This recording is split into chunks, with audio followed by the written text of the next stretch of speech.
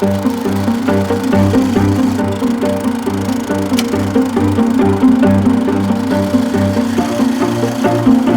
unspoiled river is a very rare thing in this nation today. Their flow and their vitality have been harnessed by dams, and too often they've been turned into open sewers by communities and by industries. And it makes us all very fearful that all rivers will go this way unless somebody acts now to try to balance our river development.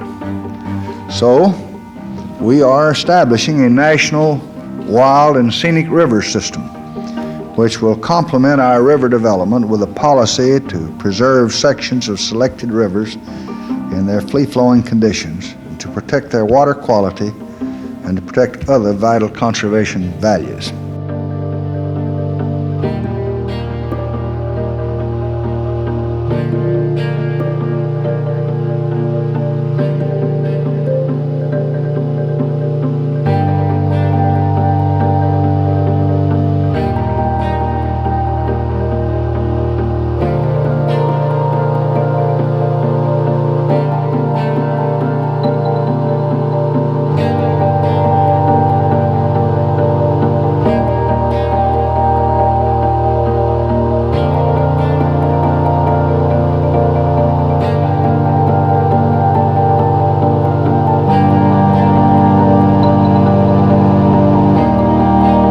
A few summers ago, after Secretary Udall took his lovely Flamet on a float trip of high adventure down the turbulent Colorado River, he returned to Washington, and he said that every individual and every family should get to know at least one river.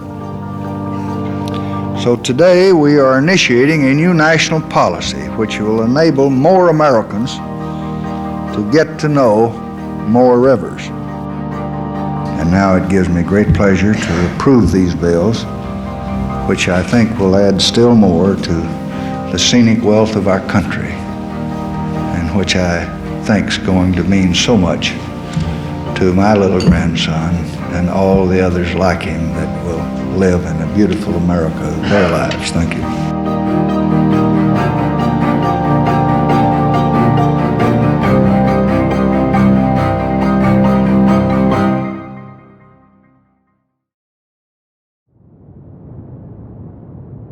President Johnson was right. The gift of wild rivers and a beautiful America did mean so much to the generations that followed. And now it's up to my generation to take leadership and continue this legacy. My name is Shane Anderson. I'm a filmmaker, lifelong outdoorsman, and most recently a conservationist, because I've realized that the wild things I love can't just protect themselves. Thomas Jefferson once wrote, "In the environment, every victory is temporary, and every defeat is permanent." Nowhere is this more evident than in river conservation. 50 years ago, due to the foresight of some very thoughtful and brave people, we were provided an amazing tool for protecting our rivers. That tool was the Wild and Scenic Rivers Act. The idea was to balance river development with protecting what remained of free-flowing waterways. The act has literally saved hundreds of our most cherished American rivers from the titans of industry. Despite a history of bipartisan, community-driven action, many of America's eligible waterways have yet to be designated, including the rivers that have shaped my life here along Washington's Olympic Peninsula.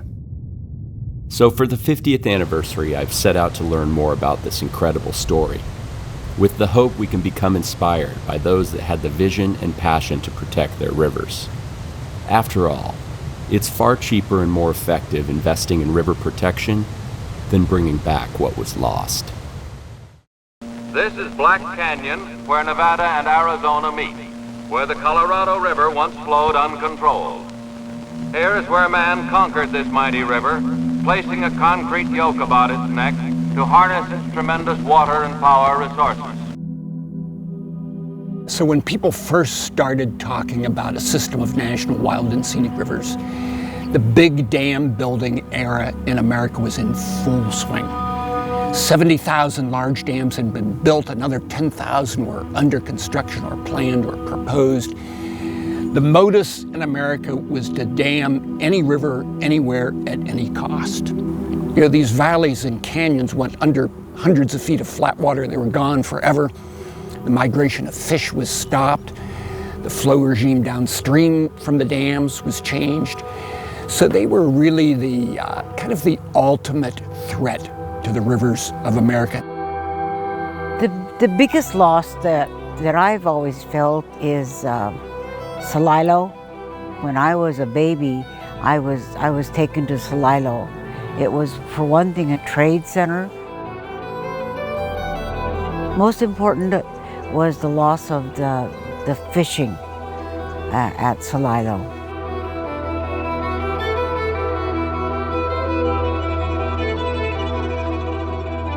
Celilo Falls on the Columbia River was one of thousands of important cultural, historical, and ecological sites drowned out across America. There weren't only big dams proposed all over America, but the waters were heavily polluted. You know, there were rivers on fire because there was so much debris and oil on them. Pollution was a way of life before the Clean Water Act of 1972. Diversions were rampant all over the West. You know, water was considered wasted if it wasn't taken out of a river and put to use for irrigation. The destruction of America's rivers caught the attention of twin brothers John and Frank Craighead. After witnessing the demise of the Potomac, their childhood river that flows from West Virginia through Maryland.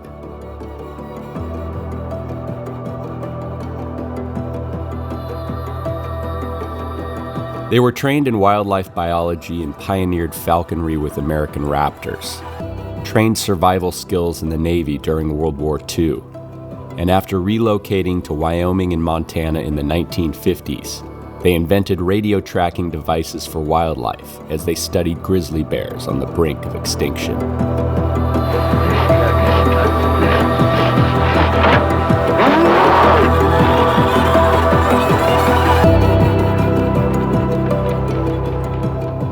So the Craighead brothers were studying grizzly bears in the northern Rockies.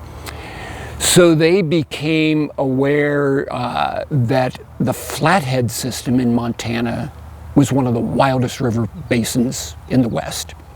They knew that a dam on the North Fork of the Flathead had been fought and defeated in 1944 when almost no dams in America were stopped.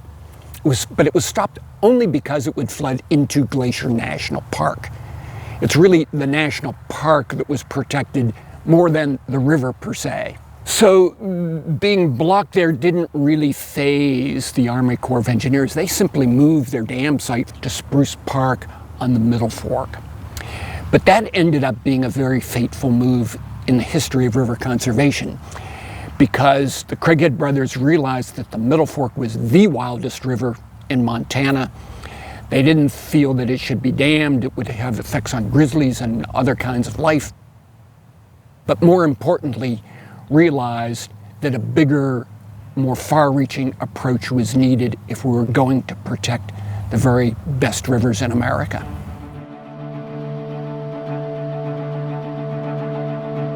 They began to bounce their idea up through enlightened bureaucrats in the Department of the Interior. Stuart Udall became the critical supporter of this idea. The Wilderness Act in 1964 played very prominently into his thinking. As he described it to me, the Wilderness Act created a wave of support for protection of wild places. And with the Wild and Scenic Rivers Act, we jumped on that wave and rode it in. Senator Frank Church from the very conservative state of Idaho took the courageous stand of drafting the initial legislation and sponsoring it and pushing it forward. And in a matter of 4 years, they went from idea to legislation being passed. It ended up passing the Senate unanimously and passing the House, get this, by a 265-7 vote. Back in the good old days of bipartisanship, when you really had a good idea. From the wilds of Montana to Washington, D.C., America now had a protection system in place for free-flowing rivers. The Wild and Scenic Rivers Act is meant to protect and enhance values unique to individual free-flowing rivers. Designated rivers would gain protections from the construction of dams and other natural resource development or extraction that would threaten the river's natural character, ecology, and surrounding scenery without infringing on private property rights.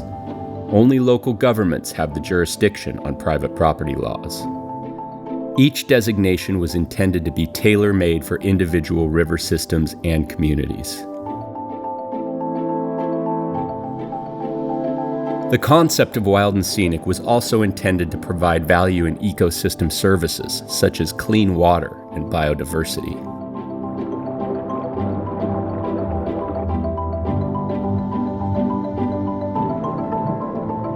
Originally, there were 650 rivers across the country that were considered eligible for designation. That list was culled to 67. 27 of those were chosen for further study, and 8 charter rivers were designated wild and scenic. Each had an imminent threat of dam construction. Wisconsin's Wolf, St. Croix, and Namakagon. Missouri's 11 Point. New Mexico's Rio Grande and Red.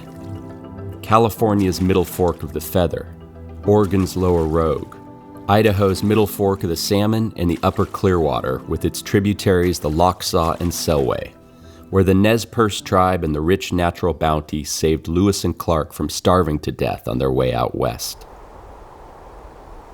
And in Nez Perce it's called Kiniki because it's on the clear side. When you look at the 1863 treaty map, the Clearwater River is almost entirely within the reservation. And that we designate it that way because the Clearwater system was important to us, not only in cultural sites and historic sites, but for salmon. One of the most important foods to Nez Perce is salmon. And we haven't had an extremely good salmon run in a really long time. And free-flowing rivers is a really, really important thing to have when you're going to have a salmon run come back. And the way we look at it, it's a life source, not a resource that you come and exploit. A resource you have to perpetuate and protect and use for the benefit of yourself and your family. So it's a life source, it gives us life.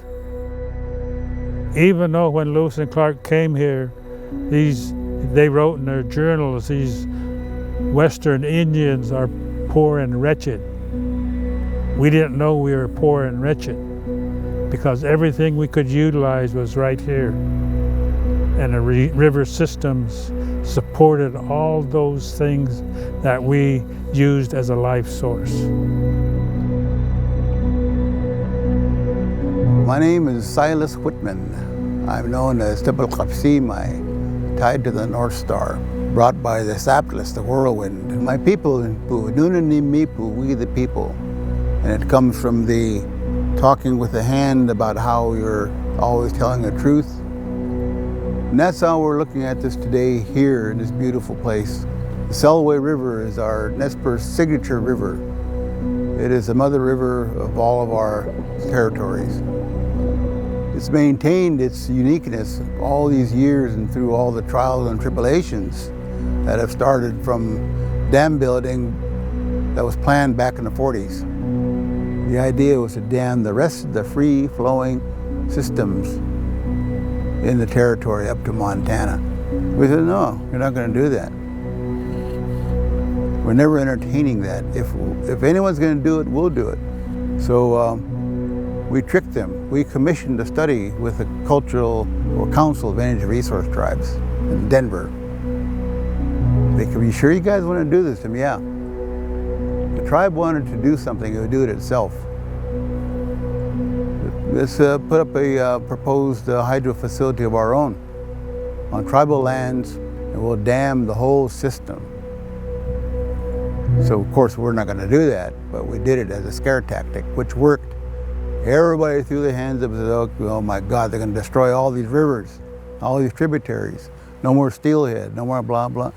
Now you know how we feel.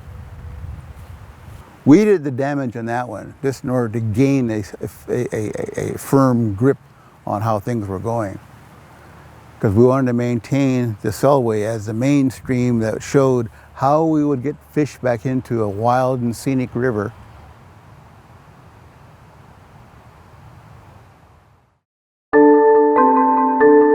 In addition to the ecological benefits and cultural values, people travel from all over the country and the world to experience these wild rivers.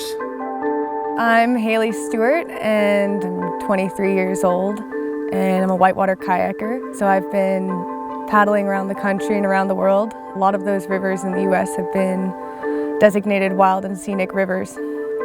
I think from a young age, I've always taken these rivers for granted. I think before I even knew about the Wild and Scenic Rivers Act, it was always just, okay, these are wild places, and you don't even really realize they're in such good shape. You don't even realize that there's a lot of history behind that. They're not just wild and scenic because they happen to be. It's because they're deliberately protected by this act and by the government and by the people who want to protect them actively.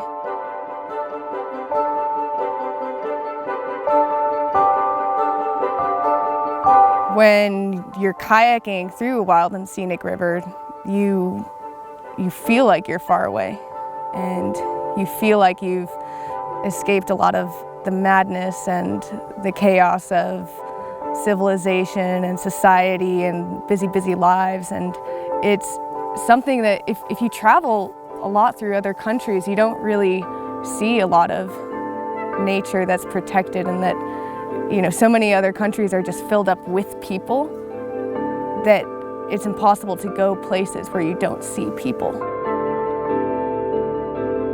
It really doesn't matter where you're coming from politically, or socially, or economically. Everyone enjoys rivers. I think every single person has a stake in the well-being of a river.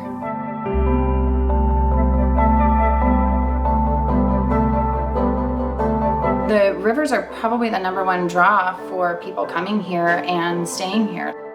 So if they had put in the dam and we didn't have the easement on these rivers, Lowell wouldn't be here. Our little town of 23 people would not be here. And then the businesses wouldn't be here, and none of the residents would be here. We would be under water. So it would have had a huge impact on our little tiny community here. The Clearwater's once famous North Fork was left out of the original Wild and Scenic designation, and the Dvorak Dam was built just a few miles up from the confluence. Like so many dams in this era, it was built for flood control. The construction of the Dvorak Dam destroyed the North Fork Clearwater, which was probably the preeminent fishery specifically for steelhead. They destroyed what's called the bee run, the native bee run. It destroyed about 1,200 miles of spawning area just on the North Fork of the Clearwater. So it destroyed a tremendous run for steelhead and salmon. And so we should have objected to it more strongly. And unfortunately, we didn't do that. This is how the lower Clearwater used to look before the dam changed the character and made it a tall river with banks that were high and they're straight, and there's no, it destroyed the sinuosity of a river. It was the ultimate juxtaposition of what was protected under Wild and Scenic and what was lost, all in the same watershed. A similar story unfolded just to the south, in the heart of Nez Perce country, along the mighty Snake River that flowed over 1,000 miles from its Wyoming headwaters to the confluence of the Columbia River, carving its way through the second deepest canyon in America. Before we go into the pictures, John, I wish you to tell us about Hell's Canyon. Why did you want to run a rapids like that? Well, we wanted to go through the canyon and have a look at the country and the wildlife, because we'd heard of plans to build a dam which would flood this area. Wouldn't that destroy the beauty of the area and put an end to the turbulent water? Yes, it would. Man can build a dam, but he can never create what we'll see in Hell's Canyon.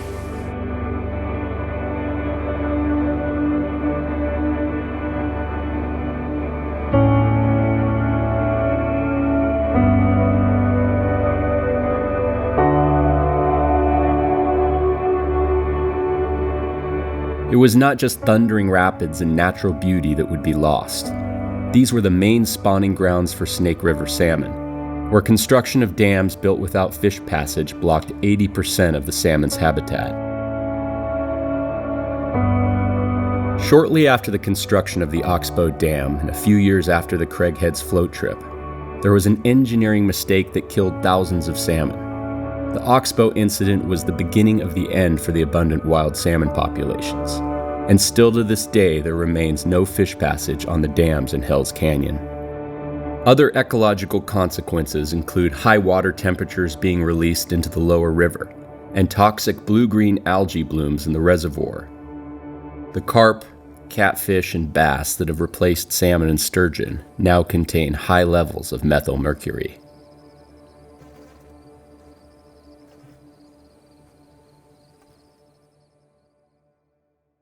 The 3 dams built in Hell's Canyon was just the beginning of a much larger plan. They proposed building another dam on a Snake, calling it the Nez Perce Dam.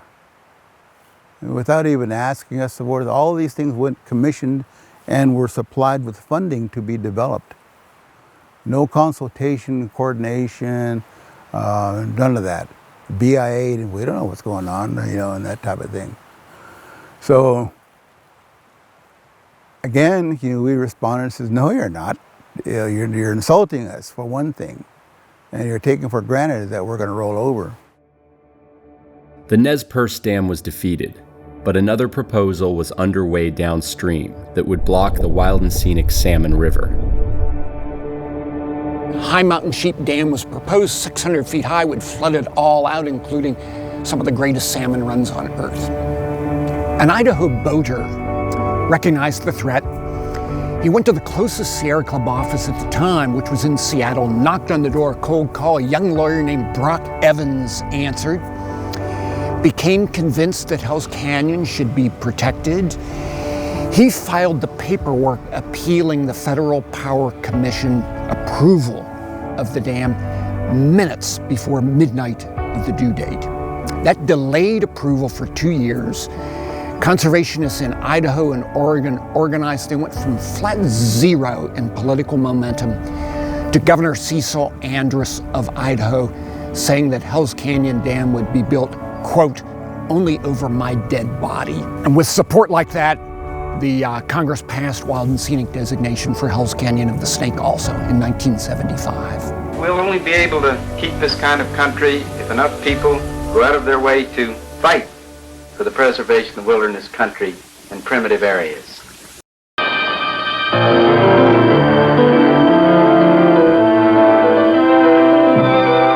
The wild river is a magnificent competitor, says John Craighead, an incomparable challenger that teaches us respect for nature and humility for man. We desperately need this perspective in our rapidly deteriorating environment.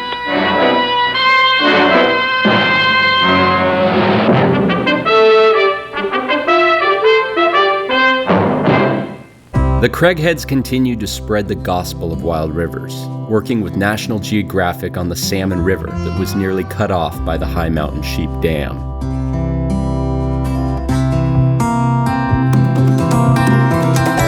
They were teaching America the importance of wild places, not just for recreation, but as ecosystems and wildlife corridors.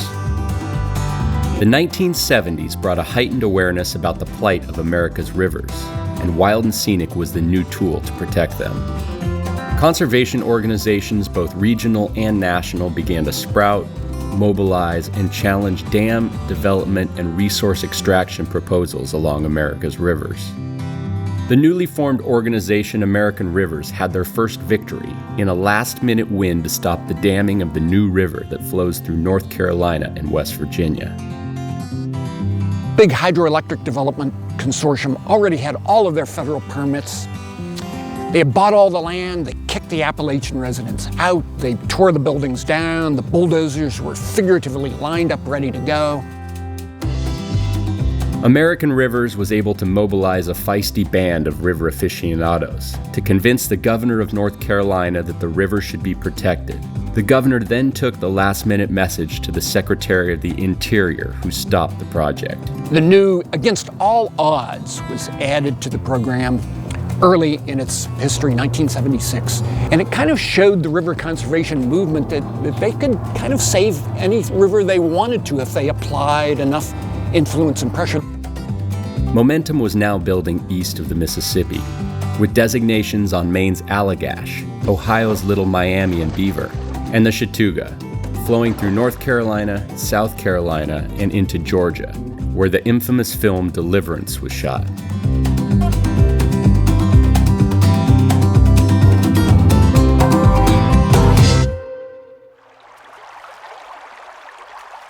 Back out west, Montana's Flathead River system became the state's first wild and scenic river in 1976, 20 years after the Craighead's float trip that inspired the legislation.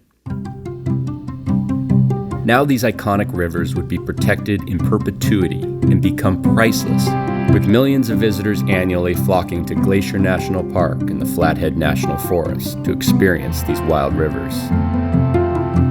Montana was finally on the map as the program slowly grew. The first really big advance for the wild and scenic system came in 1978. Representative Philip Burton from California was head of the House Resources Committee. He was an old school politician who coerced who he could not convince. He twisted arms, he slapped backs, he crunched knuckles, he made you do it his way. And as a result, he got the biggest land protection bill in American history passed, designating 144 different areas across the country, including 8 new wild and scenic rivers. Then the next really big advance came in 1980 with the Alaska Lands Conservation Act. Many of the wildest rivers in America added to the program, 34 of them in Alaska, counting major tributaries.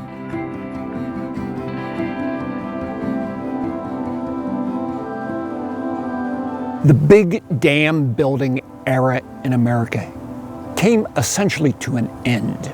The turning point here was the Stanislaus River of California. At the time, it was the most floated whitewater in the West. It was the deepest limestone canyon on the West Coast. There was a massive effort to stop its flooding by New Melones Dam, but that failed in spite of everything that Friends of the River in California could do.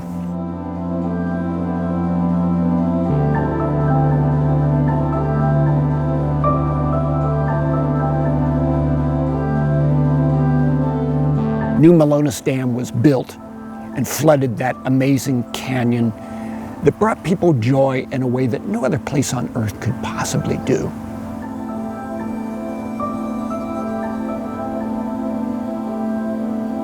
And facing despair at that loss, many of us who were involved resolved that never again would a river as precious as that be lost. What we didn't realize at the time was that that was the last dam fought at the epic scale in America and lost.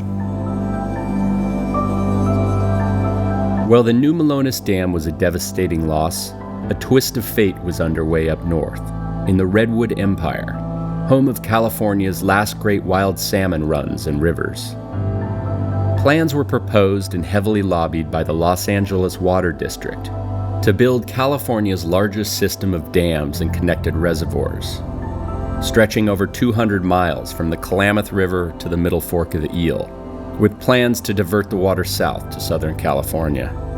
The powerful California water agencies had run into a roadblock at one of the proposed sites in Dos Rios, outside of the rural town of Covelo, where a 700-foot tall dam would flood out the entire community under 200 feet of water. That roadblock was local rancher Richard Wilson. We had to start out and educate people. We had to educate the legislature.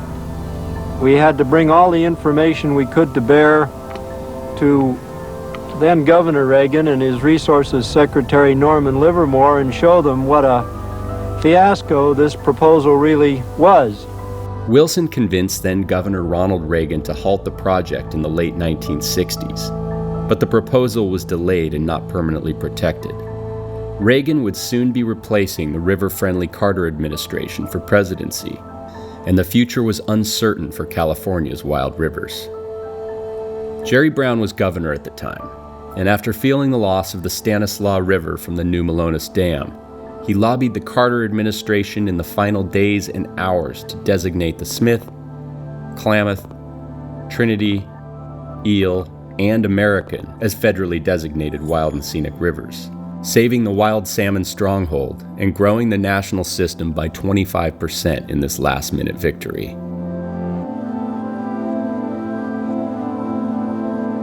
Over the next 5 years, the program would add 15 more iconic rivers, including Washington's white salmon, Michigan's Au Sable, Colorado's Cache la Poudre, and Oregon's Illinois, setting the stage for the state to become the wild and scenic river capital of the world.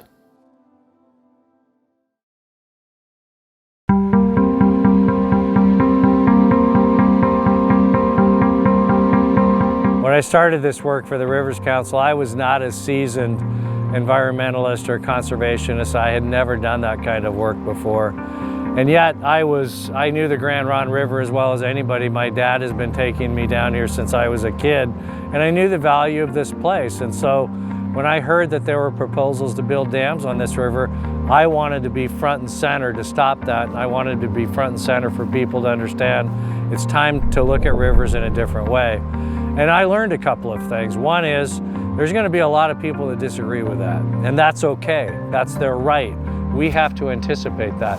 You need to not go into a cocoon and do your river protection work from your house. You need to open your door and go to your neighbors and talk to them and talk about what their needs and their values are. We'll have better river conservation as a result of that, and the people that have an interest in the river will be better represented. And I just think that's important to do. There's rumors about what designation like Wild and Scenic or lots of other programs do.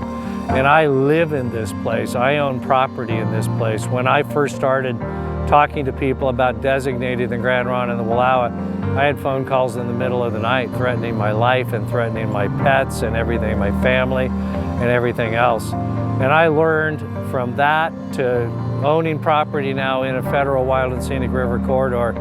Wild and Scenic doesn't take property away. It doesn't take property rights away.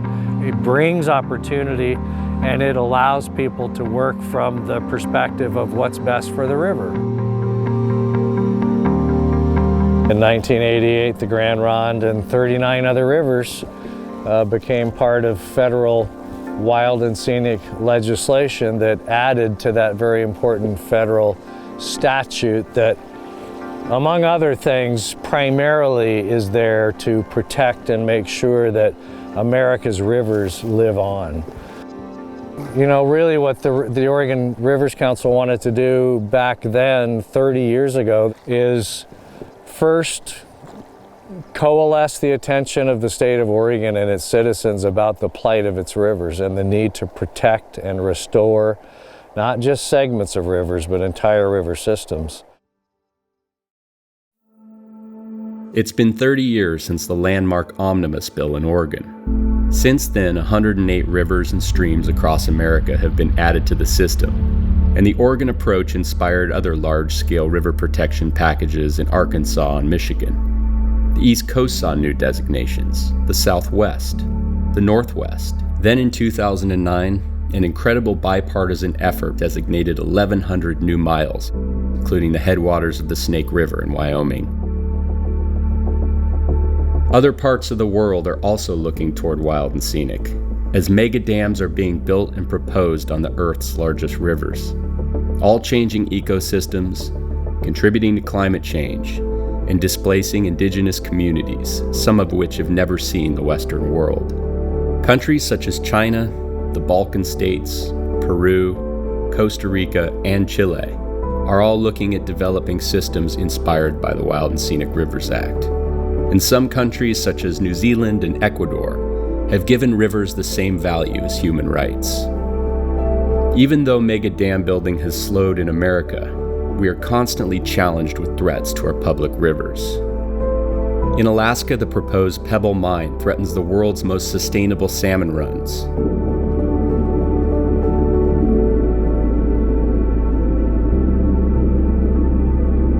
In Washington, there are proposals to dam the Chehalis, the third largest river in the state, for flood control. In southern Oregon, international corporations have proposed nickel strip mines in the headwaters of the Wild and Scenic Smith in Illinois. In California, a $2 billion tax-funded megadam has been proposed on the San Joaquin. And all across American watersheds, there are proposals to open up more oil and gas drilling, threatening underground freshwater aquifers. Oil trains and pipelines continue to run and spill along some of our most important river systems. Recent bills in Congress have proposed opening public forest lands to industrial clear-cut logging with no environmental impact studies, all under the guise of fire protection. Toxic blue-green algae blooms are becoming more and more common all over America, threatening drinking water supplies. But perhaps the biggest threat to our rivers is a changing climate. Mount Anderson, headwaters to the Quinault, remains of the glacier. It's hard to fathom that this glacier disappeared in my lifetime, which is kind of scary. All of the glaciers in the Olympics are fading fast.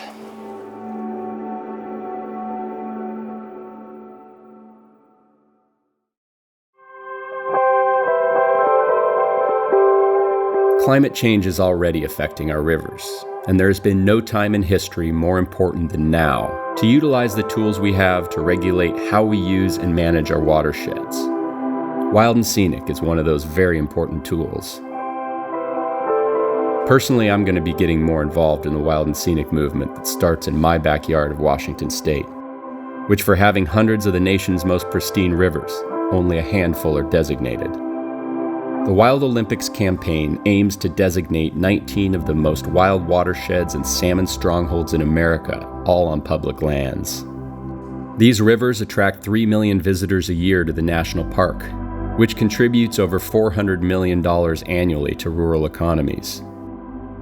Up in the northern part of the state, there's efforts underway to designate the Nooksack River, which connects the Cascades to Puget Sound and is home to all 5 salmon species, which are an important prey resource for struggling orca families.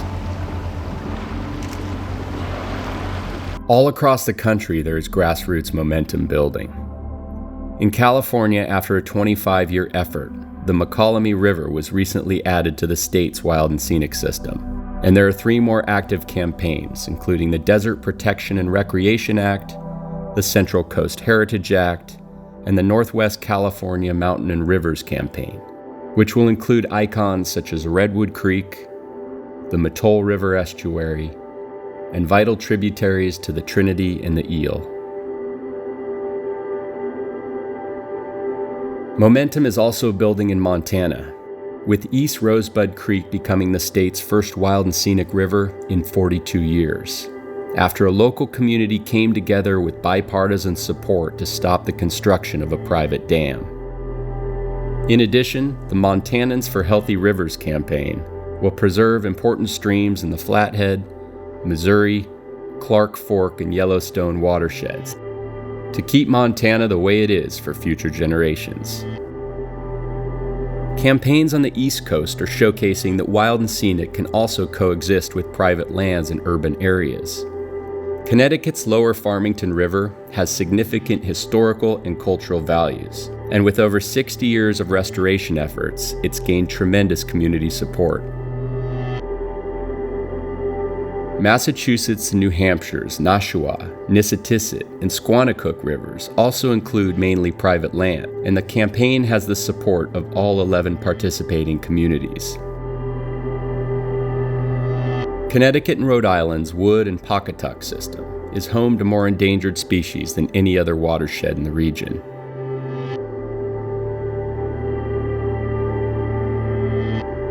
North Carolina's Nolichucky is one of the Southeast's last free-flowing streams and a haven for whitewater enthusiasts. In the Southwest, the Gila River campaign will help protect New Mexico's last free-flowing river from the threat of a boondoggle diversion that would pump the river's water out of basin. Deep Creek in the Colorado River Basin has the largest complex of caves in the western U.S., and at depths of 2,000 to 3,000 feet, it is truly one of the last pristine canyon environments in the West. And in Oregon, the wild and scenic rivers capital of the world, there are 2 campaigns building on that legacy. The Wild Oahe campaign would protect the deep Red Rock River Canyon, threatened by proposed mining and overuse. And the Oregon Wildlands campaign will add important cold water tributaries to the wild and scenic Rogue and Elk, while adding the Nestucca River as the North Coast's first designation. It will also include mining protections for the wild and scenic Smith in Illinois, where industrial nickel strip mines have been proposed. These campaigns are just the tip of the iceberg. Currently, 289 major rivers and tributaries are federally designated wild and scenic, representing just over 14,000 miles of waterways. However, that's only 0.02% of America's rivers and streams, with the majority of designations in the West. Currently, there's over 3,200 rivers and streams already eligible. So what are we waiting for? One of the great strengths of democracy and of our nation is that original thoughts and concepts can arise at the grassroots and flow to the heads of government where appropriate action can be taken. We must continue to raise our sights and double our efforts. Each and every campaign to designate a river under wild and scenic began with a simple gesture. Someone asked, "What can we do to protect it?" Each of us have a river we care about. So what's yours? And how can it be a part of this American legacy?